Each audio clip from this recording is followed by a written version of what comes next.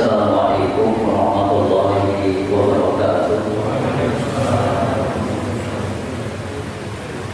Innal hamdalillah nahmaduhu wa nasta'inuhu wa nastaghfiruh wa na'udzu billahi min shururi anfusina wa min sayyiati a'malina.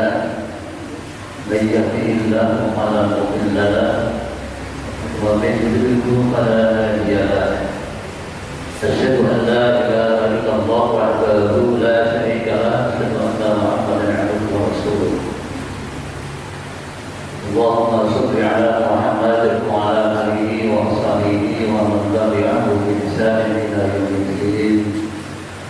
Wa ya ayyuhal mu'minun ittaqullah innallaha yuhibbul muttaqin. Ya ayyuhalladzina amanu ittaqullaha haqqa tuqatih wa la tamutunna illa wa antum muslimun. Saudara muslimin rahimahullah, jamaah masjid Al-Ikhlas yang semoga senantiasa dirahmati oleh Allah Subhanahu wa taala. Mari kita bersama-sama bersyukur kepada Allah atas segala nikmat-Nya yang senantiasa diberikan kepada kita. Dan pada malam ini alhamdulillah kita diberikan kemudahan dan pertolongan untuk bisa hadir di masjid ini untuk menunaikan sholat maghrib, dan kita lanjutkan dengan bersama-sama belajar Ramadan ini. Semoga Allah SWT memberikan pertolongan juga kepada kita untuk bisa memahami ilmu-ilmu agamanya sebagai bekal kita untuk menambah kehidupan kita di dunia ini dan bekal menghadap Allah Subhanahu wa taala di yaumul qiyamah kelak.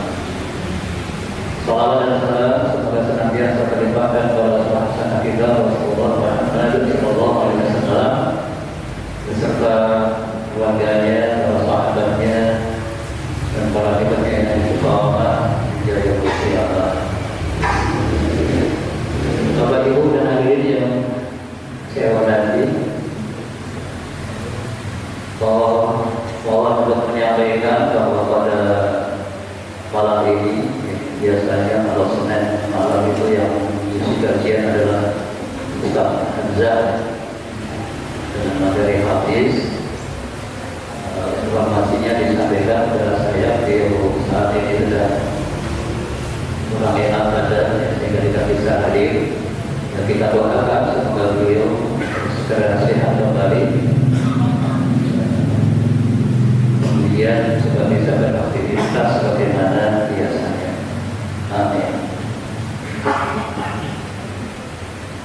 Oleh karena itu Bapak Ibu, waktu yang sudah biasa kita lakukan untuk belajar bersama sudah kita layangkan, dan juga sholat maghrib di waktu dari Senin ini kita biasa taklim,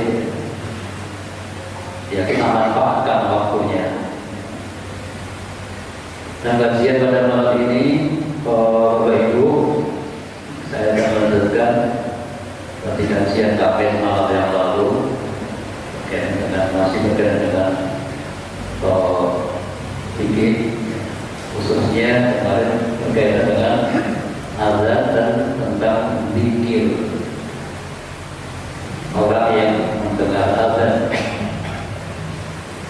Tapi sebelumnya, karena kemarin ada pertanyaan yang saya belum jawab dengan tuntas, terlebih dahulu Bapak Ibu, saya akan mendapatkan jawaban atas pertanyaan yang kami selalu disampaikan, ya, yang berkaitan dengan sholat, ya, sholat sunnah ketika khotib sudah berada di mimbar.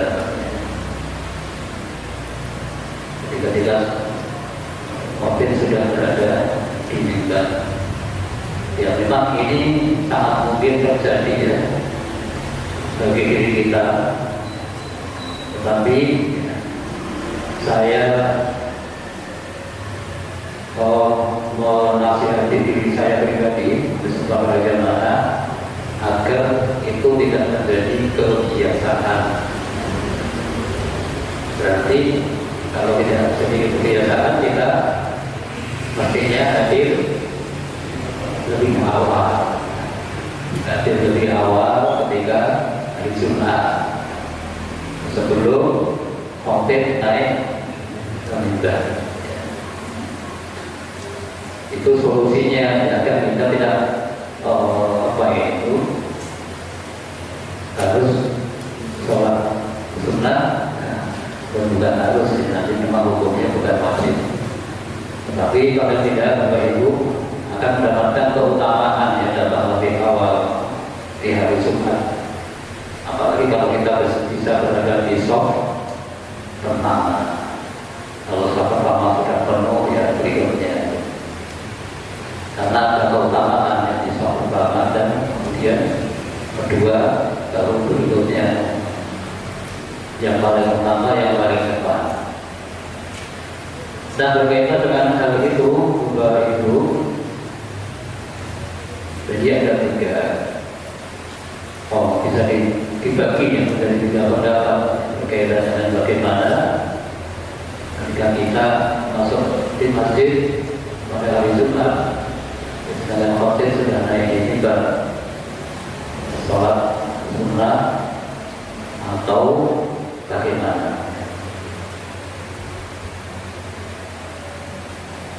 Yang pertama ini adalah sebagaimana berkata Imam Nawawi, beliau mengatakan menurut mazhab kami, Imam Nawawi itu salah satu ulama yang bermadzhab Syafi'i. Jadi menurut mazhab kami, maka ketika khotib sedang sudah di mimbar dan kita baru datang masuk ke dalam masjid, maka kita melakukan sholat sunnah 2 rakaat. Jadi tetap melakukan sholat sunnah 2 rakaat. Hal ini juga sama sebagaimana pendapat Hasan Al-Basri, kemudian juga Imam Ahmad. Jadi tetap sholat 2 rakaat. Pada umumnya adalah sholat tahiyatul masjid. Nah, ini berdasarkan salah satunya adalah hadis Rasul Sallallahu Alaihi Wasallam yang sifatnya umum sebenarnya. Jadi idza dakhala ahadukum al-masjid, idza dakhala ahadukum al-masjid fala yajlis hatta yusalli rak'atayn. Jadi apabila salah satu dari antara kalian masuk ke dalam masjid, maka janganlah duduk sehingga sholat 2 rakaat. Sehingga sholat 2 rakaat. Nah, ini juga dijadikan dalil tentang masalah sholat apa ya. Karena di sini adalah yusolli rak'atayn, ini tidak menyebut nama sholatnya. Nah, ketika waktunya sempit, ya, Bapak Ibu, kita masuk masjid, waktunya sempit. Kemudian kalau tadi ini Jumat, ya Jumat itu kan tidak ada pengadilan Jumat yang dikenal tidak ada pengadilan Jumat, maka yakni tahiyatul masjid. Jadi itu yang dilakukan ketika Jumat. Ketika waktu lain seperti misalnya zuhur atau subuh, sebelum subuh itu ada sholat sunnah yang hukumnya sunnahnya agak kuat. Demikian juga sebelum khafif itu hendaknya memilih sholat yang hukumnya lebih kuat, ya, karena waktunya sempit. Cuma cukup 2 rakaat sebelum subuh. Apalagi sekarang ada jeda ya di situ. Kita bisa lihat tinggal 3 menit. 3 menit itu cukup berapa rakaat? 2. Kalau 4 rakaat waktu itu namanya. Yang 2 rakaat penting. Nah, ketika kita lihat ya ini tinggal cukup untuk 2 rakaat, maka kita pilih mana yang lebih kuat hukum kesunahannya. Berarti sholat fajar 2 rakaat. Nah, ketika waktu-waktu yang tidak ada merasa dulu ya, dulu ada panggilan dulu yang sunnah muakkad, yang paling tidak 2. Meskipun di situ ada disunahkan juga 4. Tapi paling tidak 2 karena cukupnya hanya 2. Nah, di waktu yang lain ini bisa rakaat yang ini sholat tahiyatul masjid. Kemudian juga Rasulullah SAW pernah mengingatkan seseorang yang masuk ke dalam masjid dan beliau sudah berada di mimbar. Kemudian orang ini mau duduk. Kemudian Rasulullah mengingatkan, memberitahukan agar dia tidak duduk sebelum sholat 2 rakaat. Disuruh untuk sholat 2 rakaat dengan ringan. Sholat dengan ringan itu orang suwi-suwi, maksudnya tidak diperpanjang. Sholatnya ringan, bacaannya yang pendek saja, jadi tidak berlama-lama. Tapi juga Rasulullah pernah mengingatkan seorang yang masuk ke dalam masjid. Beliau sudah berada di mimbar. Orang ini datang kemudian melangkahi orang lain yang sudah duduk di biak-biak istilahnya, melangkahi orang-orang yang sudah duduk. Kemudian Rasulullah menyuruh orang itu berhenti dan duduk, dan mengingatkan kau telah menyakiti orang lain, dan duduklah. Jadi di situ Rasulullah tidak memerintahkan orang ini sholat, tapi menyuruh duduk. Tapi juga tidak melarang sholat, karena di situ tidak ada larangan sholat. Nah, berdasarkan dalil-dalil itu begitu, maka nanti ya ada 3 pendapat. Yang pertama tadi adalah tetap melakukan sholat sunnah 2 rakaat, bahkan kalau tidak melakukan yang hukumnya makruh. Ini adalah seperti yang disampaikan oleh Imam Nawawi tadi, serta yang lainnya. Tetapi sholatnya diingatkan. Kemudian yang kedua, ini di antara pendapat Imam Hanafi. Kemudian Imam Malik juga ada Qatadah. Ada yang lainnya sebenarnya banyak yang berpendapat. Yakni ketika waktu hari Jumat khotib sudah naik ke mimbar, maka tidak ada sholat apapun. Jadi tidak sholat, kemudian dia duduk mendengarkan khotbah. Dan dengan dasar bahwa Rasulullah juga bersabda mengingatkan ketika khotib sudah naik ke mimbar, maka itu seperti yang diingatkan kalau Jumat muadzin itu ya, kalau sudah berada di mimbar maka jangan berkata asik, diamlah, Maksudnya suruh mendengarkan dan diam, mendengarkan khotbah. Nah, kemudian yang ketiga diantaranya adalah Abu Majdas. Beliau berpendapat kalau mau sholat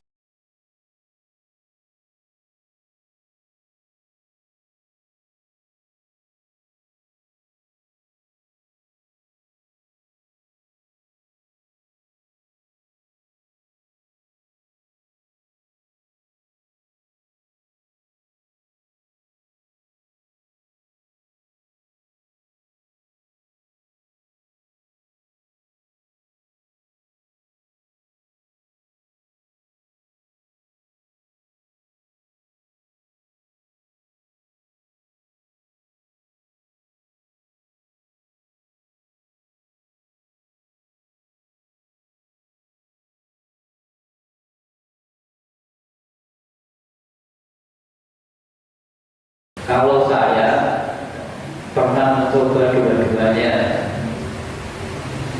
yang dua-dua yang artinya apa itu sholat,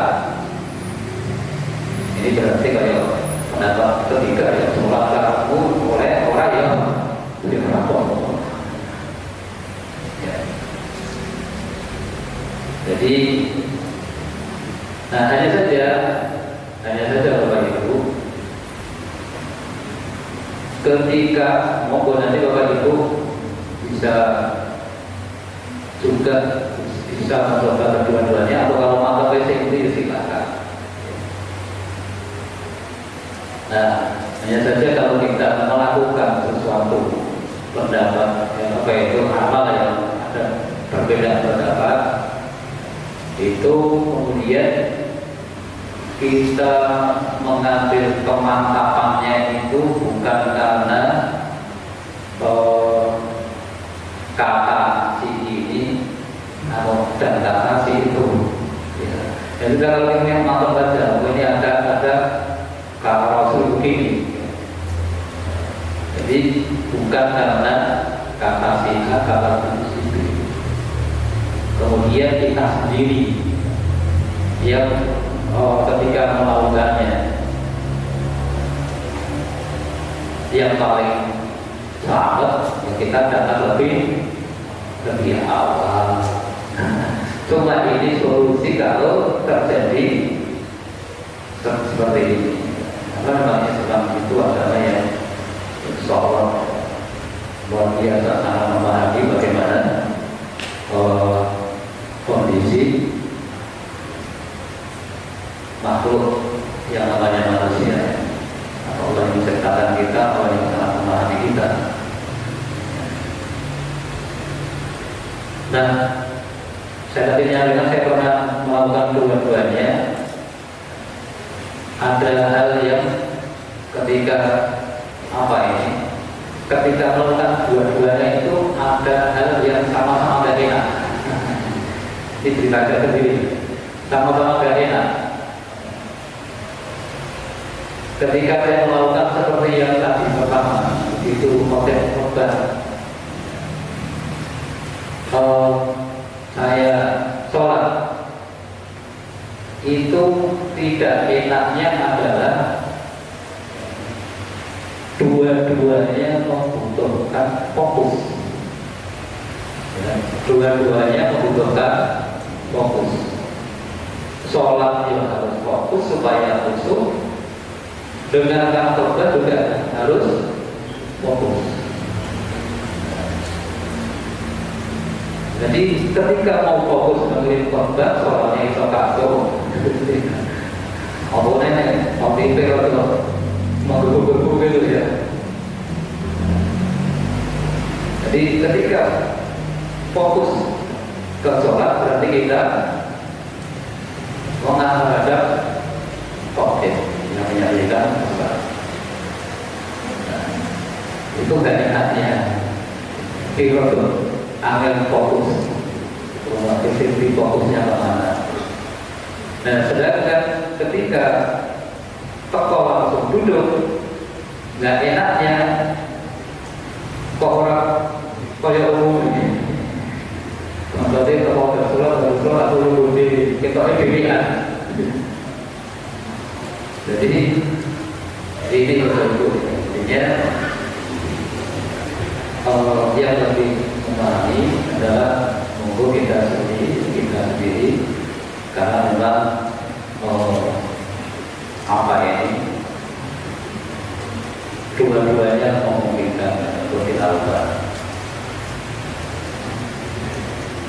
Itu menambahkan ya Bapak Ibu jawaban pertanyaan yang kemarin, mudah-mudahan dengan nanti sudah tidak bertanya-tanya cara pilih sendiri karena nggak ragu kalau pilih orang ragu karena sama-sama ada dasarnya.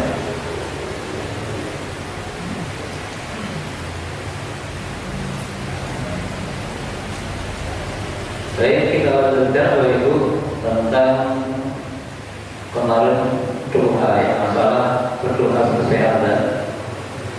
Ada dua hadis yang belum saya sampaikan. Yang jelas dari dua hadis yang saya sampaikan kemarin Bapak Ibu, antara waktu antara azan dan iqamah itu adalah waktu ijabah, waktu makbul untuk berdoa, waktu dikabulkan untuk berdoa. Maka untuk dimanfaatkan waktu tersebut untuk berdoa. Jadi bisa dilakukan setelah azan selesai ataupun setelah sholat sunnah sebelum iqamah. Karena ini adalah waktu antara azan dan iqamah. Atau juga sering disebut baina azain, antara dua azan. Kemudian saya tambahkan satu hadis yang dikatakan oleh Abu Dawud.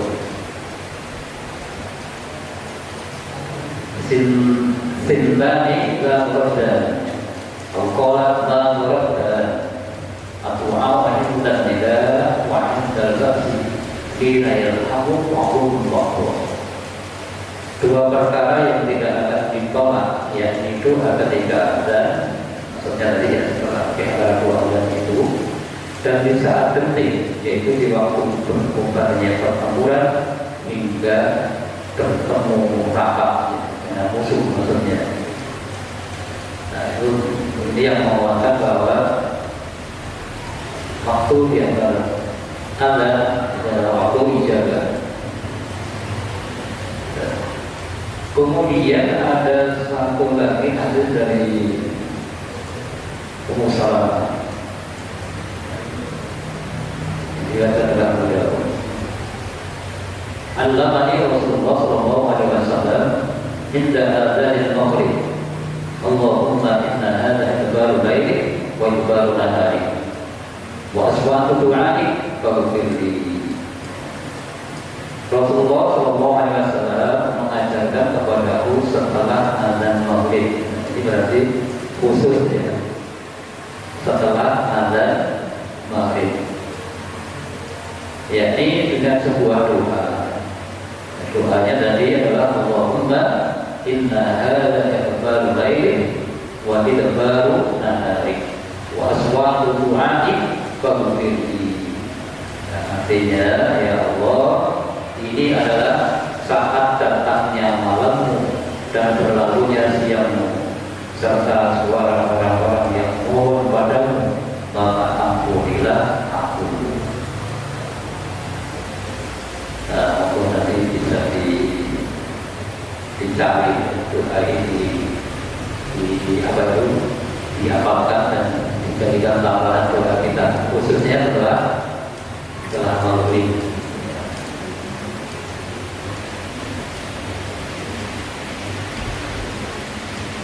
Kemudian kita lanjutkan tentang zikir ketika qomat. Jadi ketika iqamah, ada iqamah, muadzin memandangkan iqamah. Ini memang ada yang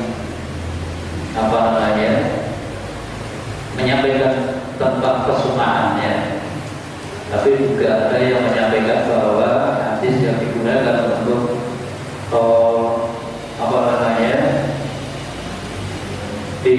mendasari kesunahannya tersebut dikatakan dhaif.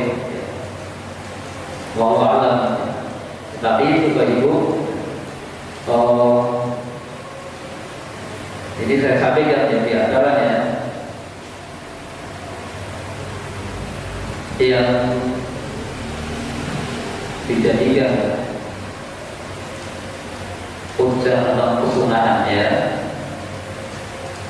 itu adalah hadis Rasul Sallallahu Alaihi Wasallam, anna Bilal aqada fil iqamah falamma qala qad qamat as-salat qala Nabi Sallallahu Alaihi Wasallam aqama Allahu wa adama.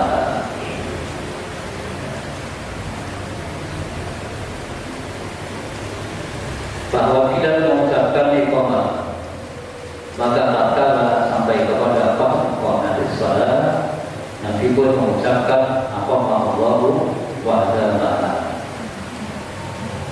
Jika ada qamat as-salat, Nabi mengucapkan aqama Allahu wa adama. Nah, kemudian yang apa itu? Nanti saya sampaikan, ada yang mengatakan itu adalah bahwa ketika iqamah juga ditirukan sebagaimana azan. Insya Allah Akbar, Allahu Akbar, asyhadu an la ilaha illallah, dan seterusnya sampai akhir. Dan ketika iqamah diucapkan aqama Allahu adama.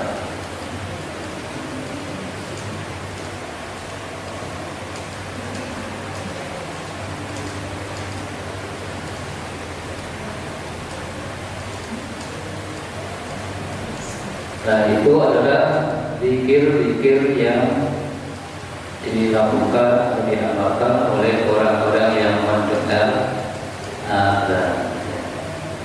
Karena yang mendengar lebih banyak daripada yang azan, ya. Azan hanya satu, yang lainnya mendengar.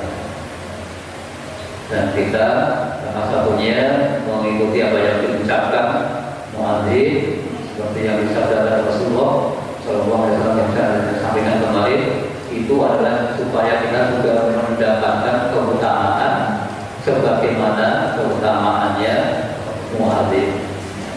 Yang waktu itu para sahabat menyampaikan kepada Rasulullah, istilahnya mengadu bahwa muadzin itu mendapatkan keutamaan yang lebih utama daripada kami. Maka Rasulullah menyampaikan agar kita mengikuti apa yang dibaca oleh muadzin, kemudian berdoa sebenarnya.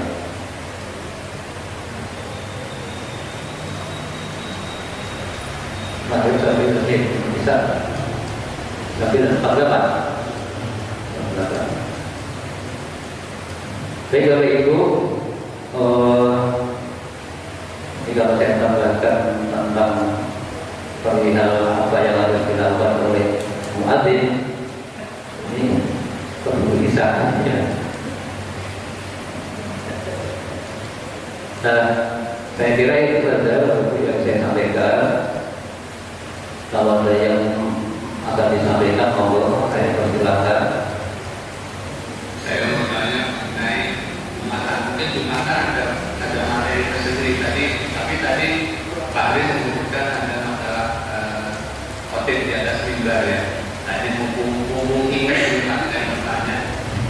Saya pernah dengar itu kalau kita sholat Jumat kita telat, jadi sudah mulai sholat, jadi khotbah sudah selesai dan kita itu sholat, itu katanya nggak sah, karena sholat Jumat itu kan kok mendengarkan khotib, khotbah itu wajib khotbah itu kan dua waktu, ya. Yang pertama, yang kedua, dan kemudian ada sholat nanti dilanjutkan sholat 2 rakaat. Nah, itu istilahnya pengganti dari sholat duhur 4 rakaat. Makanya kalau kita datang sholat Jumat telat, khotib sudah selesai, kita jadi katanya tidak sah dan itu harus mengulang sholat zuhur. Bener nggak itu? Soalnya saya pernah mau sholat, nggak sholat nggak sah itu, harusnya baleni. Ya, itu saya juga bingung itu. Terima kasih. Assalamualaikum warahmatullahi wabarakatuh. Waalaikumsalam warahmatullahi wabarakatuh. Misalkan tidak kebagian korban di masuk masjid sudah sholat Jumat. Jadi Bapak Ibu, kenapa sholat Jumat hanya 2 rakaat? Sholat Jumat itu pada dasarnya sholat zuhur di waktu zuhur. Kemudian sebelum sholat 2 rakaat ada khutbah, yang itu adalah rangkaian. Jadi tidak bisa dipisah. Sehingga kalau memang tidak dapat khutbah, tinggal dapat sholat, maka kemudian dia sholat zuhur. Kalau dia ikut dapat apa ini 1 rakaat misalnya, maka melanjutkan nambahnya bukan 1 rakaat. Kemudian dia sholat zuhur. Jadi begitu. Termasuk dapat 2 rakaat sudah tidak kebagian apa ini khutbah. Makanya Bapak Ibu memang untuk sholat sunnah itu pada masa dulu, pada masa Rasulullah apalagi dan para sahabat datang ke sholat, datang ke masjid untuk sholat Jumat itu ganti-gantian. Bahkan bisa dikatakan masih pagi sudah berangkat dan nunggu datangnya sholat Jumat. Berbeda dengan sekarang. Sekarang itu khutbah sudah dimulai, waktunya sudah khutbah. Ada yang masih santai, ada yang masjidnya itu ada terasnya, duduknya masih di teras. Nanti kalau selesai baru masuk. Jadi masih banyak sekali yang kaum muslimin itu yang belum memahami tentang khususnya keutamaan sunnah dan sholat sunnah, keutamaan sunnah dan sholat sunnah itu penting sekali. Bahkan Bapak Ibu, hanya memang nanti insya Allah sudah akan sampai materi di situ kalau kita akan sholat sunnah. Tapi paling tidak Bapak Ibu, khususnya bapak-bapak bisa sholat Jumat itu kalau bisa hadirlah sebelum khotib naik ke mimbar. Syukur-syukur sebelum apa itu adzan. Syukur-syukur sebelum adzan dan berduduk sok depan. Jadi berduduk sok depan. Orang bagian sekarang bila perlu bagian boleh menaik. Jangan sampai tadi terus telat. Kalaupun telat itu ya sangat inilah. Tadi Rasulullah sudah menyampaikan apa yang telat bagaimana. Tapi itu jangan jadi kebiasaan. Hendak Jumat kok mesti ngono. Itu kondisional sekali. Jadi ya sebaiknya kita datang lebih awal. Apalagi kalau kita tidak tercegah, ada udur yang menyebabkan kita harus datang akhir. Nek nomah yang tak turunnya adalah sudah sampai tadi. Memang ada, saya dapat jadwal khutbah di beberapa masjid. Ada yang saya itu sangat prihatin. Saya sudah suruh naik mimbar. Sebenarnya dalam hati saya itu nggak mau naik saya. Ya, Yuki sih minta khutbah ini sedang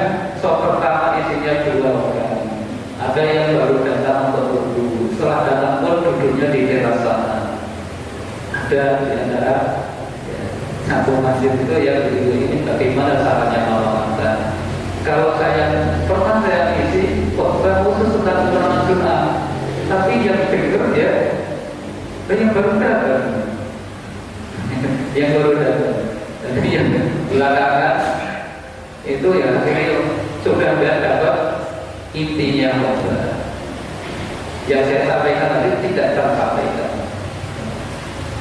Jadi ini monggo Bapak Ibu, nanti saya bertanya demikian juga kita semua, monggo kita yang ada di sini mulai Jumat yang akan datang gitu ya, monggo untuk hadir di masjid Jumatan itu lebih awal, dan masuk aja di dalam rebutan belum nanti hari yang biasanya mereka nggak usah pesen supaya masuk yang masih kosong. Itu kan masuk aja penuh asal tadi yang orang nyingkap konsolnya dari gue boleh disingkap atau mikir-mikir ya. Tempat tadi yang masih ada. Terus biasanya nanti kan baru masuk nek rampung khotbah istiqomah ya, baru nyari tempat. Nah, ini yang mengingatkan kita semua, kalau saya sendiri untuk ketika Jumatan dan kita datang lebih awal, jangan terdahuluan motif naik ke mimbar. Ya, termasuk dulu kalau pelajaran yang dulu sebenarnya saya belum sempat meneliti hadisnya, hadisnya soal atau enggak. Seperti al-khutbah rokatain dengan Tuhan. Khutbah itu adalah 2 rakaat dari dulu yang nanti kita pelajari. Kemudian juga seperti ketika hari Jumat itu ada malaikat yang menjaga pintu-pintu masjid, yang dia akan mencatat siapa yang datang, dan itu akan ditutup ketika audit naik ke mimbar. Berarti yang naik mimbar akan mau bukunya ditutup, berarti maksudnya ditulis orang. Nah itu nanti kalau kita belajar lebih detail ya, terutama hadis-hadis. Kalau soalnya betul-betul harus kita perhatikan. Kita kira begitu ya. Kita akhiri sesuatu yang kita Assalamualaikum warahmatullahi wabarakatuh.